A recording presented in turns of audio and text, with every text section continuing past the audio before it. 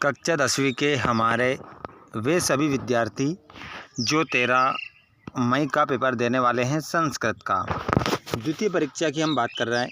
देखिए, high school द्वितीय परीक्षा वर्ष 2026 संस्कृत विषय का जो आपका पेपर रहेगा वो 75 नंबर का रहता है, आप सभी जानते हैं। 3 घंटे में हल करना है। क्वेश्चन रहेंगे 23। तो पूरा क्वेश्चन पेपर किस प्रकार का आपका होगा, कैसा पेपर आएगा और किस प्रकार आप आंसर लगाएंगे, तो वीडियो को आप लास्ट तक देखिएगा। चलिए 13 मई के लिए पूरा क्वेश्चन पेपर बता देते हैं आप लोगों को सॉल्यूशन के साथ, ताकि आप अच्छे नंबर से संस्कृत विषय में उत्तीर्ण हो सको। चैनल पर पहली बार आए हैं तो चैनल को जरूर सब्सक्राइब करें और घंटी बटन कॉल पर कर लेना, जिससे आने वाले वीडियो का नोटिफिकेशन आपको मिल जाएगा। धन्यवाद। गत्वा प्रत्यय एकम उदाहरणम लिखत। तो यहाँ पर कत्वा प्रत्यय का एक उदाहरण लिखना है, तो आपका इसका आंसर हो जाएगा पठित्वा। लिखो बच्चों, आपका आंसर क्या हो जाएगा? पठित्वा।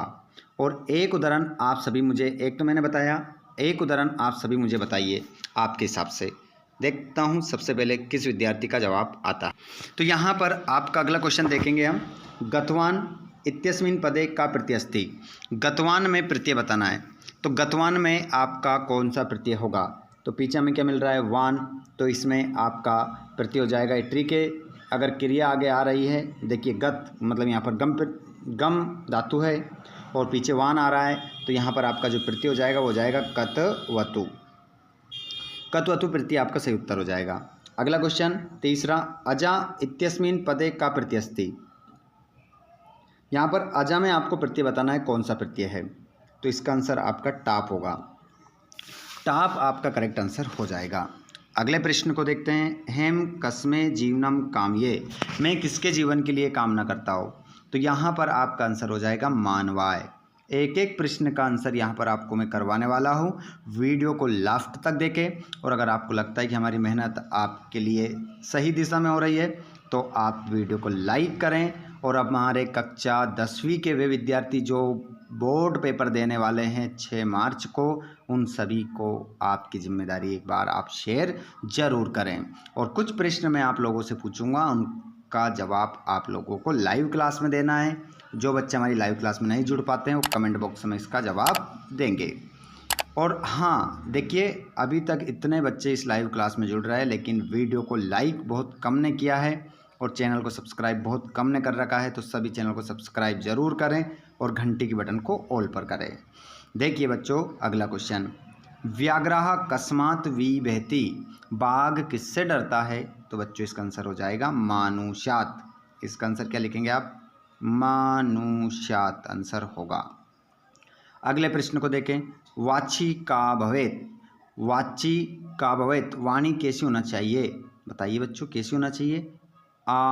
अवक्रतः, मतलब टेढ़ी नहीं होना चाहिए। वक्रता लिखेंगे तो टेढ़ी, अवक्रता लिखेंगे तो टेढ़ी नहीं होना चाहिए।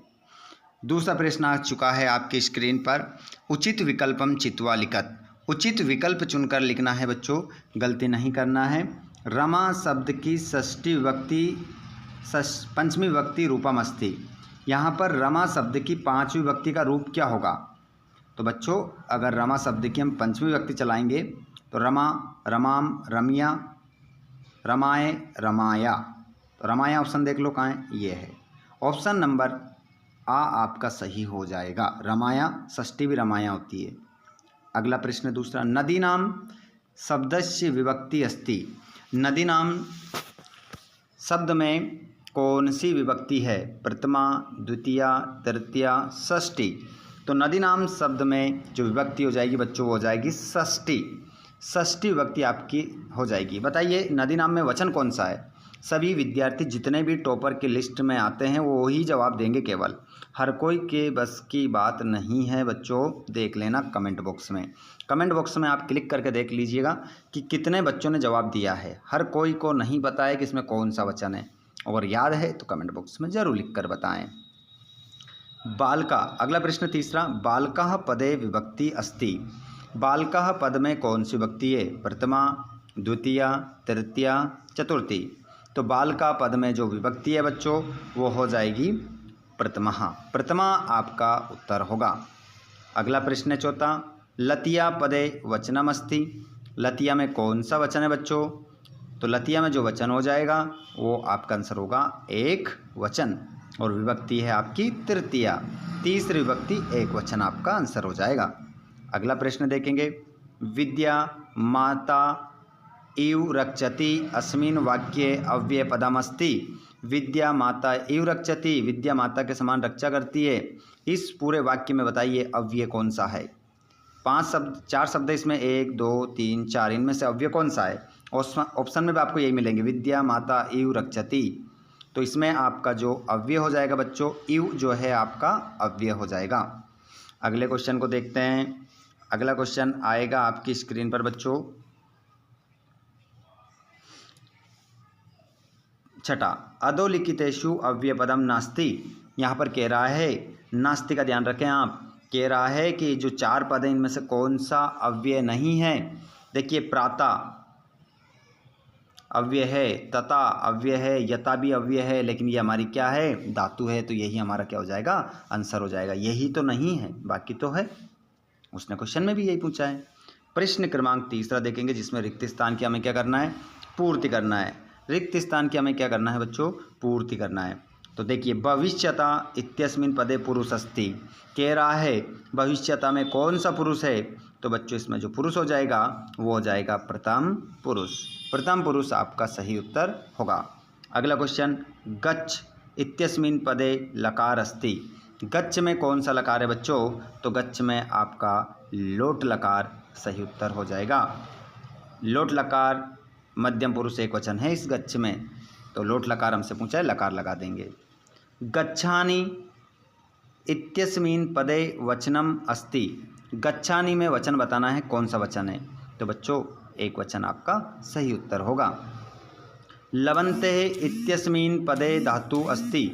तो लवन्ते में यहाँ पर धातु बताना है बच्चों आपको। बताइए कौन सी धातु है? लवन्ते में कौन सी धातु है? लब या लभ? तो आपका आंसर यहाँ पर लब होगा। लब का मतलब होता है हिंदी में पाना, है ना। लब धातु का मतलब क्या होता है? पाना। अर्थ नहीं पूछता है, पर बता रहा हूँ मैं आप लोगों को। अगला प्रश्न है, निर्धनः इत्यस्मिन् पदे प्रत्यय उपसर्ग अस्ति। निर्धन में कौन सा उपसर्ग है? देखिए, हमें वैसे दिख रहा है निर्धन धन, ठीक है, तो बन जाएगा यहाँ पर आंसर आपका नीर। अनुगमन इत्यस्मिन् पदे उपसर्ग नास्ति। अनुगमन में कौन सा उपसर्ग नहीं है? देखिए, अनु तो इसमें उपसर्ग है, लेकिन वो कह रहा है नहीं है, तो आ आंसर होगा हमारा। आ करेक्ट आंसर हो जाएगा। चलिए जोड़ी देख लीजिए बच्चों, गलती नहीं करना किसी प्रकार की। गलती करोगे तो सीधा नंबर यहाँ से आपका कट जाएगा। यहाँ पर आपको जोड़ी मिलाना है विद्या अभ्यास। विद्या अभ्यास, तो इसमें आपका जो संधि हो जाएगी वो दीर्घ संधि हो जाएगी। सूरधन ईस बन जाएगा सुरेश, और यहाँ पर आपका सदैव लिखा है सदैव। सदैव है आपका, सदैव को आप मिला देंगे वृद्धि संधि से। और यहाँ पर ग्राम गतः, ये ग्राम गता है, हटा देता हूँ इसको, ग्रामम गतः। तो ग्रामम गता में तत्पुरुष समास है, और पंचवटी में आपका जो समास हो जाएगा वो द्विगु समास हो जाएगा, और राम लक्ष्मणों में आपका द्वंद्व समास हो जाएगा। इस प्रकार पूरा जोड़ी आप मिलाएंगे। उसके बाद में यहाँ पर देखेंगे अशुद्ध वाक्यों को, अशुद्ध वाक्यों के समक्ष आपको आम लिखना है, अशुद्ध वाक्यों के समक्ष आपको ना लिखना है। चलो तो हम समझ लेते हैं। मूषकः शनैः शनैः चलती, चूहा धीरे धीरे चलता है। इस वाक्य में बच्चों यहाँ पर कह रहा है इस पूरे वाक्य में विशेष जो पद है वो मूषक है, तो बिल्कुल सही बात है, मूषक ही तो विशेष है, तो ये आम लिख देंगे इसमें हम। आम सही है, हटा दूँ अब इसको, आप लिख लेना इसमें आम।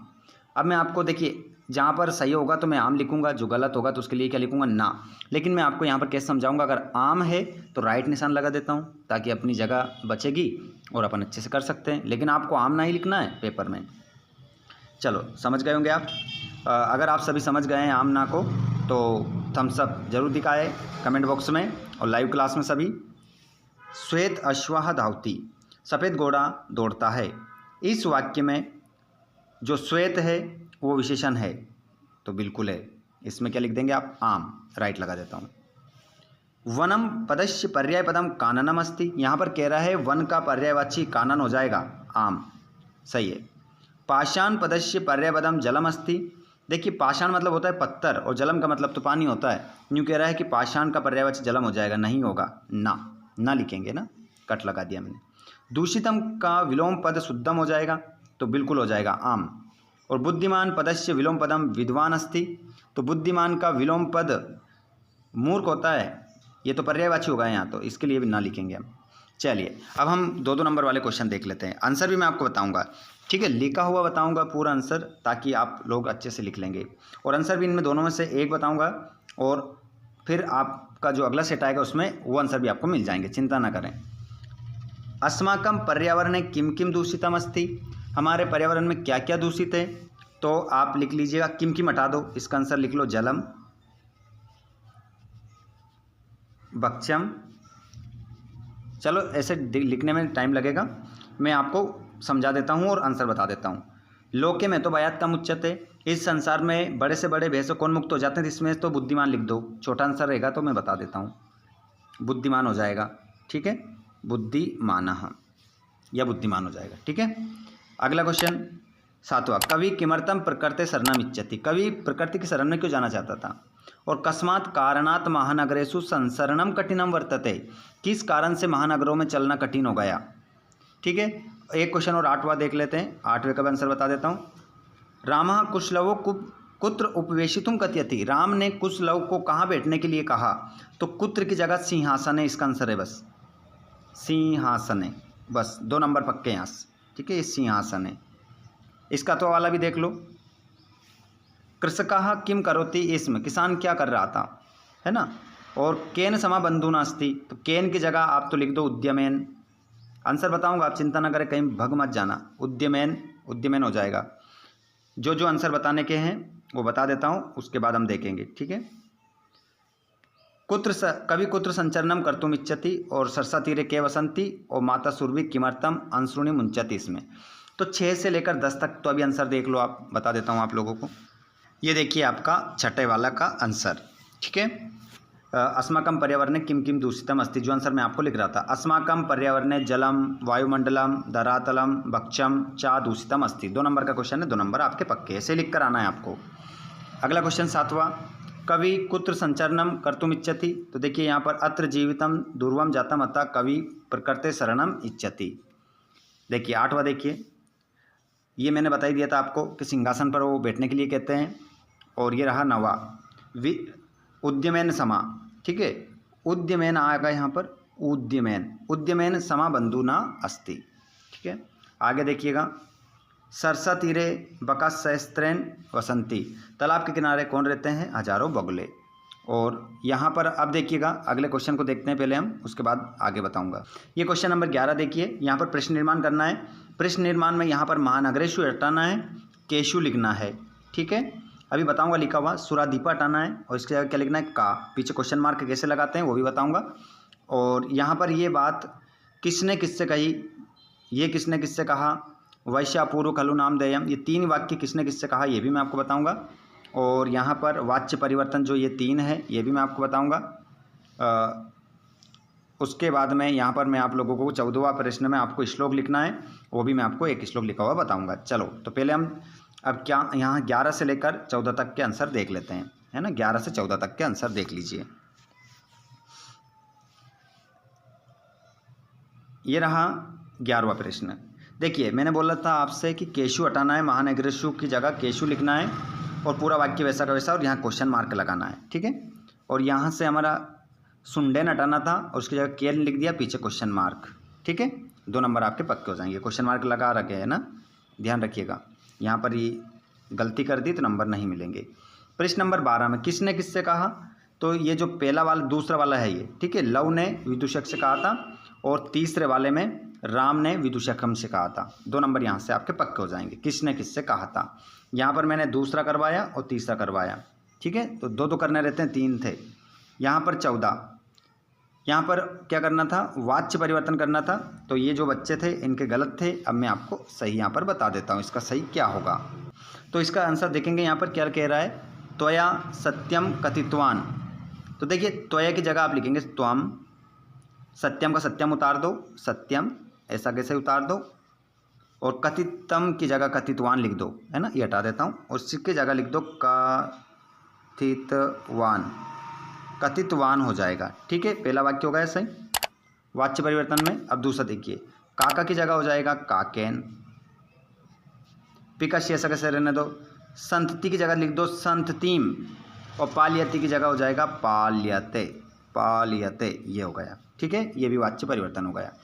निर्देश अनुसार यहाँ कर्तृवाच्य बनाया, यहाँ कर्मवाच्य बना दिया। अब इसको और देख लो, छात्रा की जगह हो जाएगा छात्रेन, छात्र की जगह छात्रेन, ग्रामम का ग्रामम हो जाएगा, और गच्छति का गम्यते, ये हो गया वाच्य परिवर्तन। ठीक है, उसके बाद में यहाँ पर आप श्लोक लिखा हुआ भी बता रहा हूँ मैं आप लोगों को, और यहाँ पर अशुद्ध वाक्य शुद्ध करके लिखना है। तो ये मात्रा हटा दो, इसकी जगह बिंदी लिख दो, सही हो गया। और छात्रा विद्यालय, तो यहाँ पर बिंदी लगा दो, और यहाँ पर पठन्ति लिख दो, हो गया सही। और पीबती की जगह पीबामी कर दो, वाक्य सही हो गया, पीबामी। ठीक है, जो बता दिए ये तो आप देख ही लेंगे। और यहाँ पर अब देख लीजिए आगे, अगले क्वेश्चन के देख लीजिए। यहाँ पर खालिस्तान बता देता हूँ, उसके बाद में सभी ये लिखे हुए बताऊँगा, है ना। कहाँ से बताऊँगा मैं, 14 से आपको बताऊँगा, चिंता ना करें किसी प्रकार की। देखिए, बका अविचल स्थित प्रज्ञा, पहले वाले में मयूरा इति नामनापि ज्ञायते, तो इसमें आ जाएगा अहिभुक, दूसरे में उल्लुक, ये तीसरा वाला, काका ये चौथा वाला, और लास्ट वाले में आ जाएगा पिका। ठीक है, इस प्रकार आपका खालिस्तान हो जाएगा फील। उसके बाद में घटनाक्रम देखेंगे, तो घटनाक्रम भी मैं आपको बता देता हूँ। ठीक है, चलिए लिखा हुआ बता देता हूँ। पहले क्वेश्चन ही देख लीजिए आप, तो ये घटनाक्रम है, इसको सही करके कैसे लिखेंगे वो बताऊंगा मैं आप लोगों को, यहीं देख लीजिए नहीं तो। और क्वेश्चन नंबर 18 में अपठित गद्यांश रहेगा, मतलब पठित गद्यांश रहेगा। इसके आंसर, ये जो 3 प्रश्न है इसका आंसर इसी में से ढूंढ कर देना है। तो ये भी आंसर मैं आपको अभी करके बता देता हूँ, यहीं स्क्रीन पर आपको सभी आंसर मिलेंगे। क्वेश्चन नंबर 19 में भी आपको पढ़कर आंसर देना है। क्वेश्चन इनके स्क्रीनशॉट ले ले पहले आप। क्वेश्चन नंबर 20 में भी आपको इसी में से ढूंढकर आंसर देना है। आंसर मैं आपको सेंड कर रहा हूँ। चलिए, तो 14 से लेकर 21 तक के आंसर देख लीजिए अभी।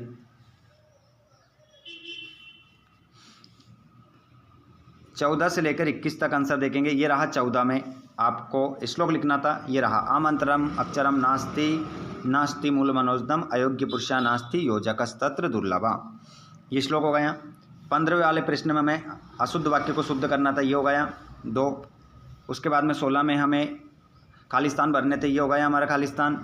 ठीक है, मैंने बता ही दिए थे खालिस्तान, तो चलो आगे। घटनाक्रम जमाने थे हमें।